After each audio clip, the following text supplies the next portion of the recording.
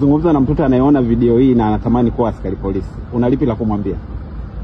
Nimwambie kazi ya polisi ni kazi ambayo inahitaji uwe na maadili sana, kwa sababu saa zote unakuwa unadili au unamhudumia mwananchi, unalinda maisha yake, unalinda mali zake, saa zote uko karibu na mwananchi. Sasa usipokuwa na maadili ya kutosha, utakuta kwamba unavuruga jamii, lakini pia utakuwa unalalamikiwa.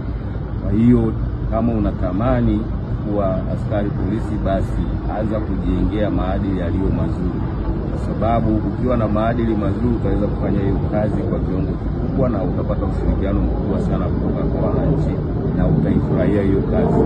Sio tu kazi ya polisi, hata kazi yoyote ile, kama una maadili huwezi kuifurahia hiyo kazi. Lazima utagombana na mabosi wako, utagombana na wananchi ambao ndio wanaokuweka ofisini.